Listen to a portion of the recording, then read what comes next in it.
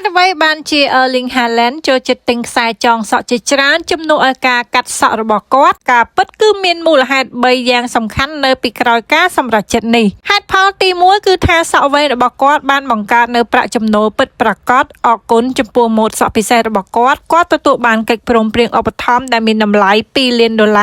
ហើយគាត់ថែមទាំងបានធានារ៉ាប់រងសក់របស់គាត់នៅក្នុងតម្លៃ$100,000ទៀតផងហេតុផលទី2គឺនៅក្នុងអំឡុងពេលប្រកួតគឺគាត់ប្រើខ្សែចងសក់ដែលមានពណ៌ផ្សេងគ្នាដើម្បីឲ្យមិត្តរួមក្រុមរបស់គាត់គឺអាចស្គាល់គាត់កាន់តែងាយស្រួលនៅក្នុងទីលានប្រកួតតាមពិតក្លឹបរបស់គាត់ថែមទាំងបានចេញខ្សែចងសក់ដែលបំផុសគំនិតដោយខ្សែចងសក់ដែលគាត់បានចងជាអនុស្សាវរីយ៍សម្រាប់អ្នកគាំទ្រហេតុផលទី3គឺកត្តាចិត្តសាស្ត្រនៅពេលដែលសក់របស់គាត់បានចងគាត់ស្ថិតនៅក្នុងរបៀបធម្មតានៅក្នុងការប្រកួតប៉ុន្តែនៅពេលដែលគាត់ទម្លាក់វាហាក់បីដូចជាគាត់អាចលេងសើចនិងបន្ធូរអារម្មណ៍មិនតានតឹងពេកនោះទេម៉ូដសក់វែងរបស់គាត់ក៏បានជួយឲ្យគាត់ទទួលបានការតាមដានពីចំនួនអ្នកគាំទ្រជាច្រើនទឹកភ្នែកអាចនឹងស្រក់មកនៅពេលដែលអ្នកស្ដាប់រឿងមួយនេះរបស់ Cristiano Ronaldo ព្រឹកមួយខ្ញុំបានមកដល់កន្លែងហាត់ប្រាណមុនពេលថ្ងៃរះសម្រាប់ការហ្វឹកហាត់របស់ខ្ញុំកន្លែងនោះស្ងាត់ទាំងស្រុងគ្មានកាមេរ៉ាគ្មានអ្នកគាំទ្រមានតែខ្ញុំនិងទម្លាប់ប្រចាំថ្ងៃរបស់ខ្ញុំពេលខ្ញុំដើរទៅបន្ទប់ផ្លាស់សម្លៀកបំពាក់ខ្ញុំបានកត់សម្គាល់ឃើញបុរសចំណាស់ម្នាក់កំពុងតែសម្អាតកម្រាលឥដ្ឋយ៉ាងយឺតខ្នងរបស់គាត់កោងដៃរបស់គាត់ញ័រមានអ្វីមួយអំពីគាត់ដែលខ្ញុំប្រហែល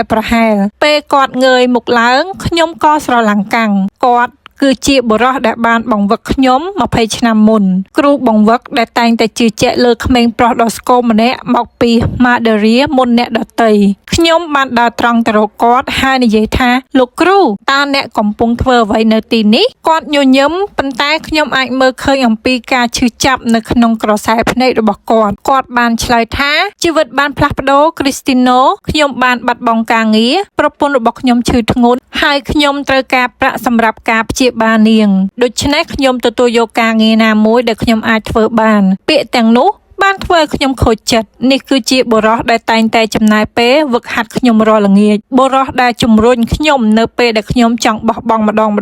បុរសដែលបានជួយកសាងក្តីសុបិនរបស់ខ្ញុំហើយឥឡូវនេះគាត់កំពុងតែតស៊ូតែម្នាក់ឯងខ្ញុំបានទូរស័ព្ទទៅកាន់អ្នកគ្រប់គ្រងរបស់ខ្ញុំហើយឲ្យផ្ទេរប្រាក់